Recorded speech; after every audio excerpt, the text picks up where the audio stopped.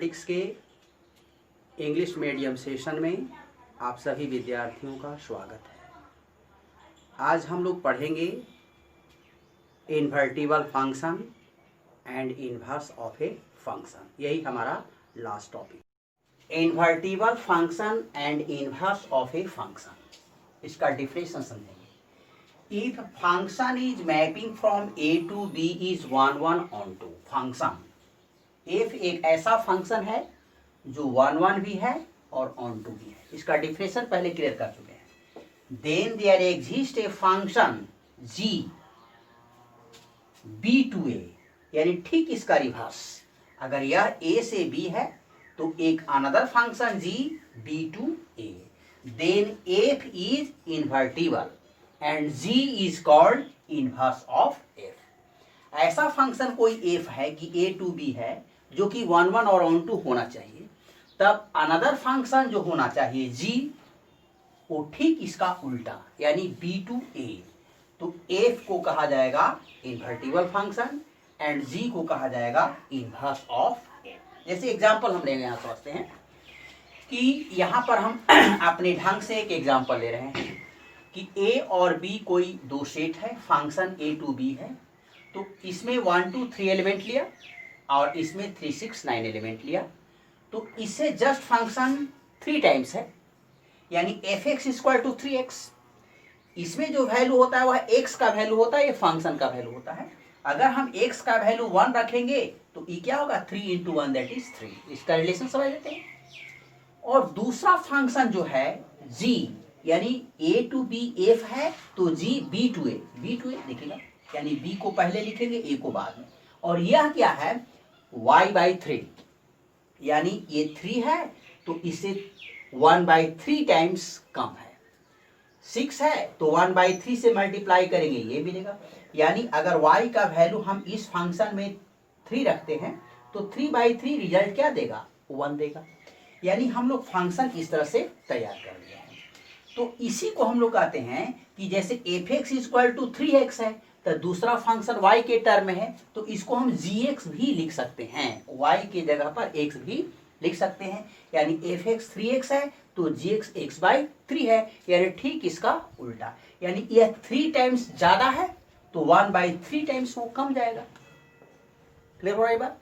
तो इस तरह से gx को हम लोग f इनवर्स x से डिनोट करते हैं। f इनवर्स का मतलब हो गया g का ठीक उल्टा। यानी दोनों जो फंक्शन होता है, both functions are inverse to each other. दोनों फंक्शन एक दूसरे का इनवर्स होता है। क्वेश्चन है, if function is mapping from r minus this to r minus this, इसका मतलब क्या होता है? If function is mapping from this to this, इसका मतलब समझिए कि ये डोमेन फंक्शन का है और यह क्या है, आपका कोडोमेन है। जैसे हम लोग लिखते हैं ना कि function is mapping from A to B, तो यह जो होता है डोमेन होता है और यह जो होता है आपका कोडोमेन है। तो इसका जो डोमेन है सब रियल नंबर है -4/3 छोड़ करके, और इसका यह कोडोमेन है सब रियल नंबर है 4/3 छोड़ करके। ये फंक्शन आपका डिफाइंड है। शो करने के लिए कहता है कि F is invertible. Invertible function तभी होता है जब फंक्शन आपका 1 1 भी हो और ऑन टू भी हो। जब भी इन्वर्टिबल फंक्शन प्रूफ करने के लिए कहे, शो करने के लिए कहे, तो सबसे पहले फंक्शन को 1 1 ऑन टू दिखाना है, पहला यही टर्म। ध्यान देते हैं, इसको आगे बढ़ाते हैं। सॉल्यूशन देखिएगा, इन्वर्टिबल का मतलब 1 1 ऑन टू प्रूफ करना है। तो यहां देखते हैं 4 1 1, function of x1 is equal to function of x। तो इसको लेके चलना है। देखिए fx का वैल्यू जहां x है वहां x1 रखेंगे इसमें। This implies that 4x1 divided by 3x1 plus 4 is equal to 4x2 divided by 3x2 plus 4। इसको 4 4 आप कैंसिल कर देंगे by cross multiplication. x1 3x2 plus 4 is equal to x2 of 3x1 plus 4। इसको multiply करेंगे 3x1 x2 plus 4x1 3x1 x2 plus 4x2, ये आपका cancel हो गया। This implies that 4x1 equal to 4x2 cancel, therefore x1 बराबर क्या हो गया x2, इसलिए f इज क्या हो गया आपका 1 1 का कंडीशन ही है कि fx1 बराबर fx2 लेके चलते हैं और रिजल्ट अगर x1 इक्वल टू x2 दे देता है तो फंक्शन आपका 1 1 हो गया, तो फंक्शन हमारा 1 1 है। अब दूसरी बात, हमको एक चीज और साबित करना है कि फंक्शन ऑन टू होना चाहिए। तो ऑन टू के लिए कंडीशन क्या है कि किसी भी फंक्शन का जितना कोडोमेन होता है उतना ही उसका रेंज भी होता है। तो देखिए कोडोमेन आपका सवाल में दिया हुआ रहता है, तो हमको क्या निकालना है रेंज, तो रेंज निकालते हैं जरा सा।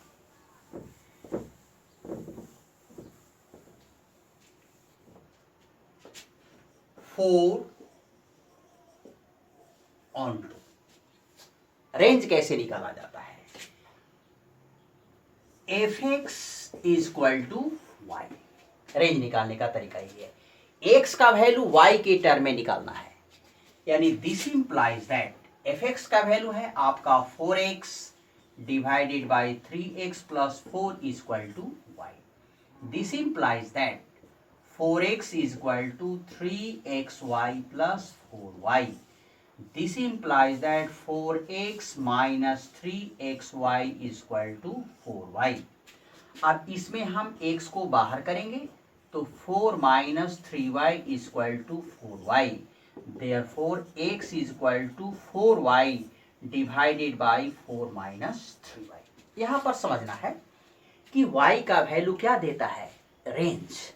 अब यहाँ पर देखते हैं कि 4 माइनस 3y जीरो नहीं होना चाहिए, p बाई क्यू को फॉर्म में है तो q is not equal to zero, नहीं तो आपका एक्सप्रेशन अनडिफाइंड हो जाएगा। तो यहां पर y का वैल्यू क्या होगा जरा सा देखिएगा, 4 minus 3y is not equal to zero, zero नहीं होना चाहिए। This implies that 3y is not equal to -4, यहां भी माइनस माइनस माइनस कैंसिल, तो y is not equal to 4/3, यानी y का वैल्यू 4/3 नहीं होना चाहिए। अगर 4/3 इसमें रखा जाएगा, रख देंगे पुट करेंगे तो ये नीचे क्या दे देगा जीरो, यानी 4/3 को छोड़ करके जितना भी रियल नंबर है सब पर यह एक्सप्रेशन डिफाइन है। तो इसका रेंज क्या होगा, रेंज क्या होगा, सब रियल नंबर होगा 4/3 को छोड़ करके, जो कि हमारा कोडोमेन भी है, यही इक्वल टू लिख सकते हैं हम लोग कोडोमेन। इसलिए फंक्शन क्या हो गया ऑन टू हो गया, therefore F is onto, यानी फंक्शन हमारा 1 1 भी हो गया और ऑन टू भी हो गया, इसलिए यह इन्वर्टिबल फंक्शन है। नीचे लिख सकते हैं therefore F is invertible, F is invertible function, और इन्वर्टिबल फंक्शन है तभी इसका इन्वर्स निकलेगा। तो इन्वर्स कैसे निकलेगा जरा सा हम लोग यहाँ पर फोकस कर लेते हैं, जरा सा समझिएगा। इन्वर्स का रिजल्ट आपका दिया हुआ रहेगा ही, देखिएगा हम लोग अभी नीचे जस्ट निकाले थे सिंस, अच्छा एक मिनट और, F X equal to Y, तो X equal to F inverse Y, side transfer करेंगे, एफ है तो उधर जाएगा तो एफ इनवर्स हो जाएगा।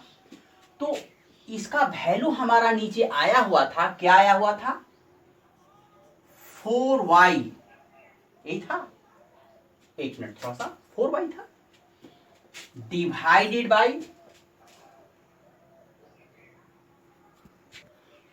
4y divided by 4 minus 3y, यही निकला था हम लोग का ऑन टू में जब क्लियर कर रहे थे। तो यानी ये x का वैल्यू हो गया, यानी F inverse y is equal to 4y divided by 4 minus 3y। इसी को हम लोग लिख सकते हैं एफ इनवर्स x भी, F inverse x is equal to 4x divided by 4 minus 3x, यानी इसको x के टर्म में भी आप लिख सकते हैं। यही आपका एफ इनवर्स आपका x हो गया।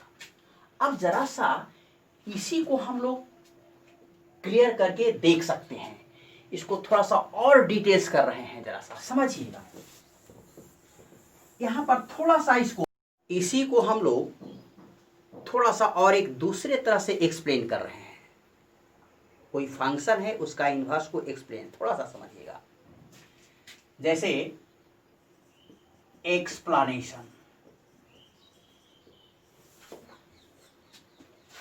देखिएगा F X is equal to 4x by 3x plus 4 है, एंड एफ इनवर्स x क्या था, अभी हमने निकाला है 4x बाई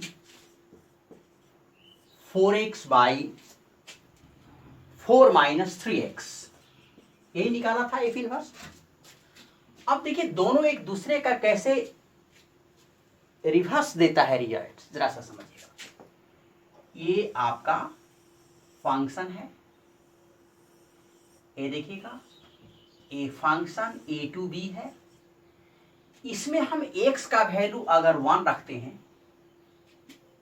तो ये रिजल्ट देगा कितना, 4/7 देगा रिजल्ट। समझिएगा, इसको कैलकुलेट करके अपने से देख सकते हैं।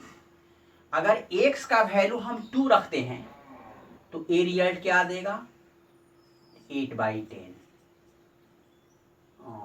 2 4 8 2 5, यानी 4/5 रिजल्ट देगा। ठीक है, अब जरा सा इनवर्स को समझने का प्रयास करते हैं। ए टू बी है तो एफ इनवर्स क्या होगा, बी टू ए, यानी बी टू ए रिजल्ट देगा। इसी को हम लोग कहते हैं एफ इनवर्स, एफ इनवर्स।